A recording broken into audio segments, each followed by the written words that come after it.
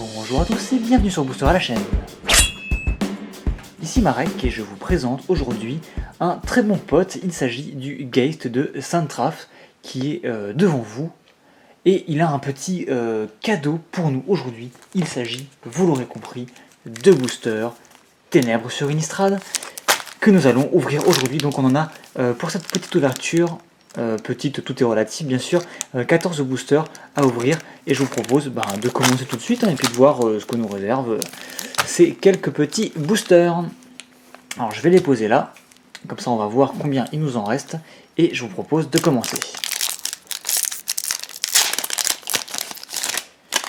Alors, premier booster.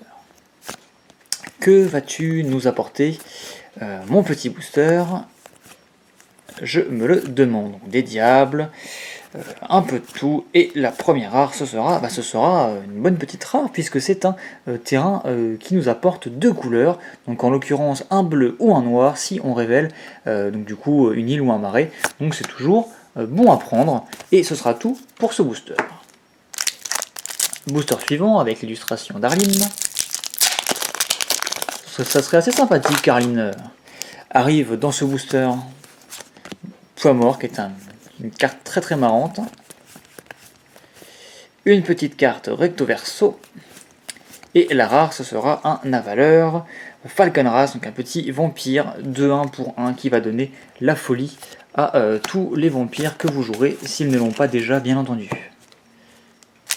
Tiens, justement, on parlait de lui, le voilà, on a la même illustration, on a l'illustration sur le booster qui correspond à ce fameux avaleur Falconras.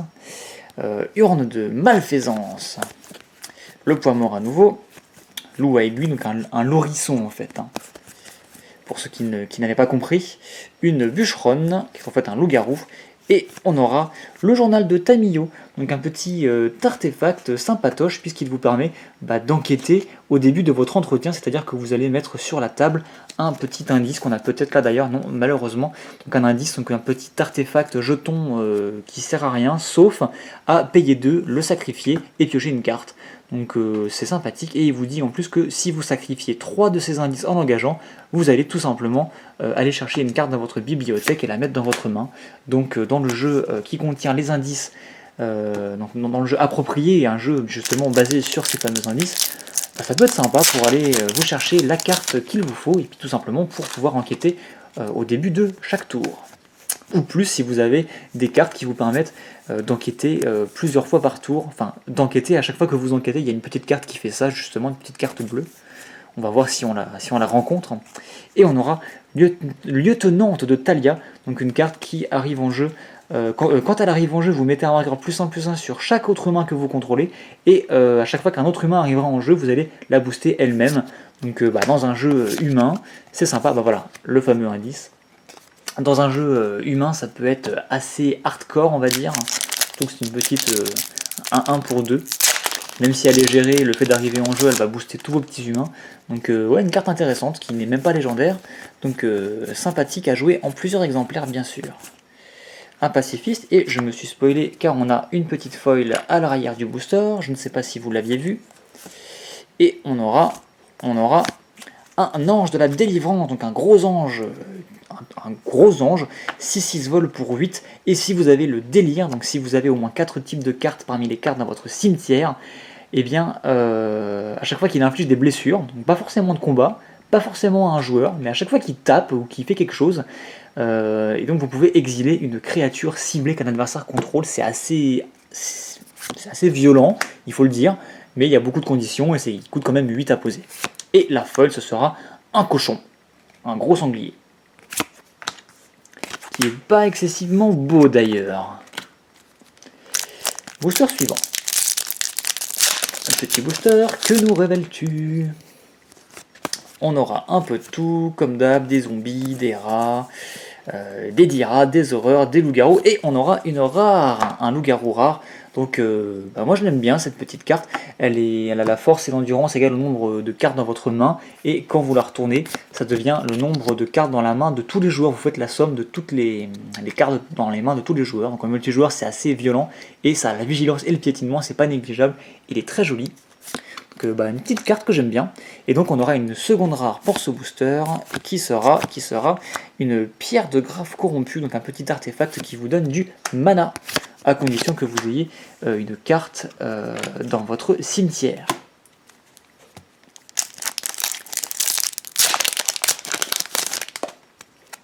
Booster suivant, qu'avons-nous? Madame Liliana qui fait qui participe à un bal avec un très cher zombie, des esprits, des enchantements, des vampires, un loup-garou, un esprit, et la rare sera rituel cryptolite, donc un petit enchantement qui permet à vos créatures de fournir du mana.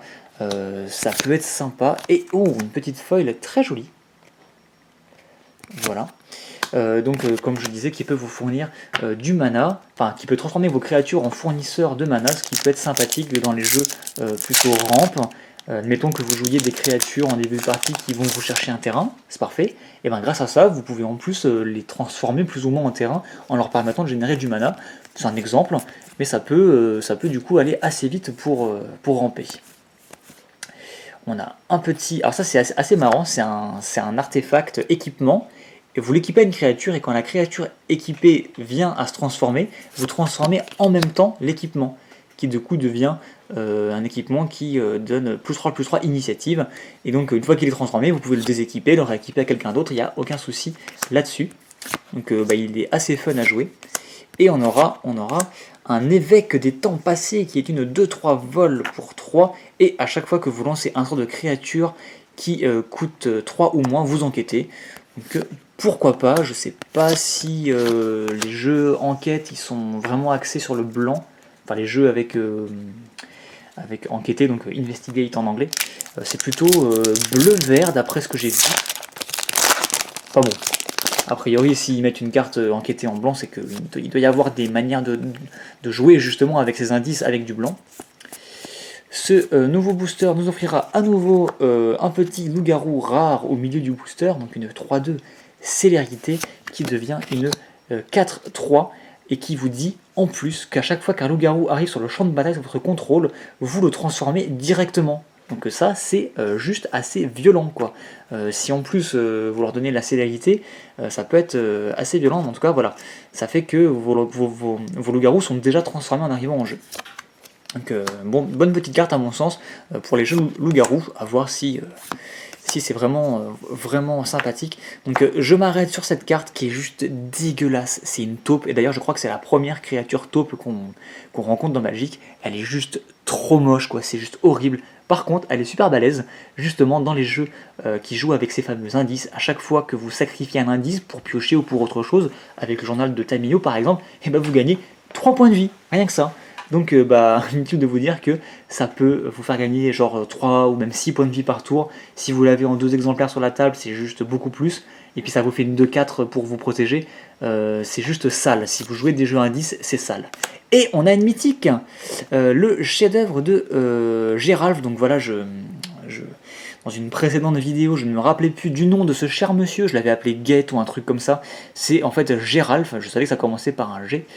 Une carte que moi je trouve extrêmement sympathique, j'ai l'impression d'être assez mal aimé par la communauté, mais moi que je trouve vraiment très fun. Donc pour 5, vous avez une 7-7 vol. Bien sûr, ça pouvait pas être juste ça, autrement ce serait un peu pété. Il gagne -1/-1 pour chaque carte dans votre main. Donc il vaut mieux avoir le moins de cartes possible dans votre main.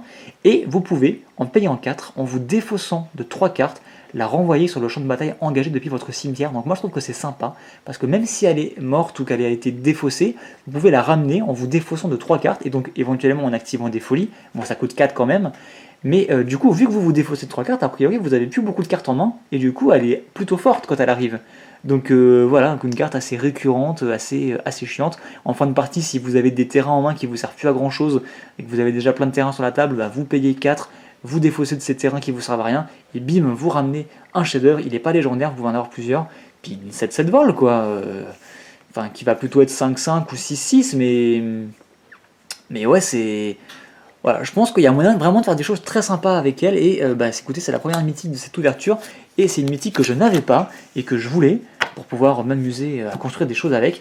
Donc bah écoutez, voilà, je suis assez content de l'avoir pioché.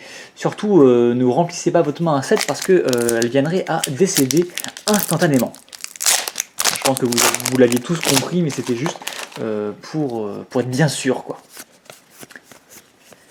Et donc, booster suivant, il ne nous reste plus beaucoup. On va avoir maîtriser la tempête. À chaque fois que vous lancez un sort d'éphémère ou de rituel depuis votre main, eh bien, vous pouvez lancer une carte ciblée ayant le même nom dans votre cimetière. C'est assez sympa. Vous pouvez, si vous jouez des cartes en plusieurs exemplaires dans votre deck, les jouer, les rejouer, les rejouer.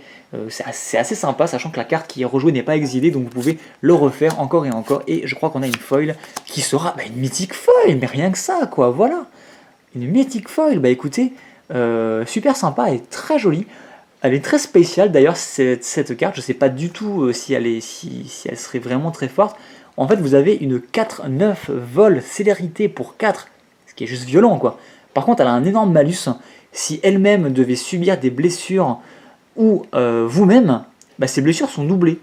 Donc en fait elle n'a pas, elle a pas 9, elle a 4,5 si vous voulez en endurance, parce que si une créature en face a 3 de force et qu'elle la frappe, et bien tout simplement elle va lui mettre, non pas 3, excusez-moi, 5, elle va mettre 10 en fait, et du coup elle va la détruire. Bon, faut quand même qu'il y ait 5 en face, ce qui n'est pas rien. Et vous-même, si vous prenez des baffes, vous prenez le double des baffes. Par contre, dans un jeu plutôt agressif, vous avez quand même une 4-9 vol célérité qui va quand même mettre la pression à votre adversaire. Mais faites gaffe quand même quand vous la jouez parce que vous risquez de prendre des baffes et ça risquerait de faire mal si vous n'avez pas de solution de repli. Voilà. Mais bon, avec 4-9, elle peut toujours rester sur la défensive si jamais ça se passe pas comme prévu. Malgré tout, une mythique foil, écoutez, qui est très jolie. Je trouve que ça rend vachement bien avec justement uniquement le bas des ailes rouges qui ressort en brillant. Donc voilà, justement une mythique que je n'avais pas et que je pioche en foil, c'est plutôt cool en fait. C'est plutôt très sympa. Et donc on enchaîne avec, il nous reste 4 boosters à ouvrir, c'est parfait. Je pense que cette ouverture a été très sympathique avec cette châtieuse d'Ornuit foil. Qui n'est pas forcément la meilleure mythique de l'extension, mais qui est très sympa. Je pense qu'il y a moyen de faire des choses avec, encore une fois. Et on ouvrira dans ce booster, justement, voilà, on parlait d'indice tout à l'heure, une traqueuse infatigable, et c'est vraiment le cas, elle est vraiment infatigable. À chaque fois qu'un terrain arrive en jeu sous votre contrôle, donc en gros, dès qu'on a le touche-terre, vous allez enquêter, donc mettre un indice, comme ça. Et en plus, à chaque fois que vous sacrifiez un indice, vous mettez un marqueur +1/+1 dessus, tout simplement. Et c'est quand même une 3-2 pour 3, donc écoutez, une carte qui va non seulement vous mettre des indices, mais qui va en plus profiter des indices que vous allez utiliser. Donc voilà, c'est une carte que, tiens, en parlant d'indices, en voilà un. C'est une carte qui je pense est intéressante dans les jeux indices, puisqu'elle va en générer et en profiter. Un peu comme le journal de Tamio qui va en générer elle-même, puis en profiter en vous permettant de tutoriser des cartes. Et on continue. Un loup-garou, et ce booster nous réservera, voilà encore une carte qui vous permet à chaque fois que vous jouez un sort d'effet mort de rituel d'enquêter à nouveau. On a un colosse de Diregraf que je n'avais pas non plus, ça fait partie des quelques cartes de cette extension que je n'avais pas, c'est une rare pourtant. Donc elle est assez sympathique, c'est un zombie, 2-2 pour 3, donc ça va. Il arrive sur le champ de bataille avec un marqueur +1/+1 pour chaque carte de zombie dans votre cimetière, donc autant dire qu'il peut être assez gros. Et en plus, à chaque fois que vous lancez un sort de zombie, vous mettez un zombie 2-2 noir sur le champ de bataille. Tout simplement. Engagé bien sûr, donc voilà, dans un jeu zombie, c'est une carte qui à mon avis peut être assez balèze. Et je crois qu'on a une foil derrière qui sera une petite commune, qui est un zombie, qui ressort plutôt bien avec les pièces métalliques et l'arme, qui ressort particulièrement bien en foil. Et on a le fameux limon qui est le fameux limon 3-3, qui est généré par une carte rare, un limon qui, quand il attaque, met un limon en jeu. Ah, donc désolé pour le bafouillage. Je pense que c'est ce limon qui m'a complètement perturbé, vu sa tête. Et on continue, il ne nous reste plus que 2 boosters, donc c'est l'avant-dernier pour cette petite ouverture. On aura Nairi, et ce sera Jugement selon Avacyn, rien que ça. Donc un petit rituel qui va coller des blessures, et si vous le jouez pour X, eh bien vous allez pouvoir coller plus de blessures ou moins avec la folie. Il y a plusieurs cartes comme celle-ci, je crois ne pas me tromper en disant qu'il y a un cycle de cartes. Donc un cycle, c'est-à-dire qu'on a 5 cartes très similaires avec des mécaniques similaires, une dans chaque couleur. Et je crois qu'il y a un cycle.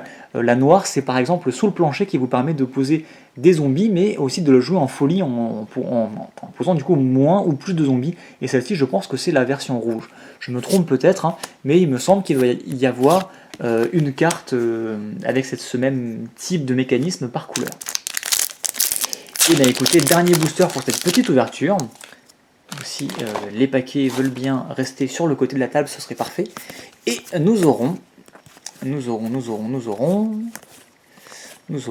Geist indésirable, indignation de Liliana, concentration brisée, très brisée d'ailleurs, lutte intérieure, ça c'est assez sympa, la créature ciblée s'inflige un nombre de blessures égal à sa force, donc une créature qui a une force supérieure ou égale à son endurance s'auto-tue, et bah, c'est assez fun de se dire que la créature se tue elle-même en fait.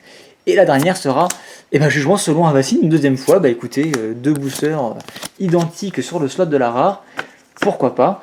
Bien voilà, c'est à peu près tout pour cette petite ouverture de booster Ténèbres sur Innistrad. On notera la présence, je crois qu'on a ouvert que 2 foils, dont justement cette fameuse châtieuse dormie foil qui est très jolie. Je pense que du coup, vu que je l'ai ouverte en foil, j'essaierai peut-être de voir ce qu'on peut en faire, d'essayer de construire un truc avec elle, pourquoi pas. Ouais, ça me tente bien. On a ouvert aussi une autre mythique qui n'est autre que le chef-d'œuvre de Guerra, donc 2 mythiques que j'avais pas en fin de compte, donc je suis assez content. Voilà, donc une carte que je trouve assez sympa. Je vais essayer aussi de faire un truc avec. Ah non, on avait une autre foil ici, voilà, le cochon. On a le colosse de Diregraf qui je trouve est très sympa, il m'a l'air super violent à tester avec un jeu zombie. Ah non, on avait encore une foil ici, ouais, je dis n'importe quoi, en fait on avait pas mal de foils, juste que je les avais un peu mélangées avec le reste. On a la traqueuse qui est très sympa, et c'est à peu près tout, quelques autres cartes assez sympathiques, mais je vais pas revenir sur toutes. Bah écoutez, c'est tout pour cette ouverture, merci d'avoir regardé, j'espère que ça vous a plu, n'hésitez pas à commenter comme d'habitude, et on se retrouve très bientôt pour de nouvelles ouvertures de boosters en tout genre, d'autres ouvertures aussi Ténèbres sur Innistrad, on a encore pas mal de choses à ouvrir, et donc je vous dis à plus, à très bientôt. Salut!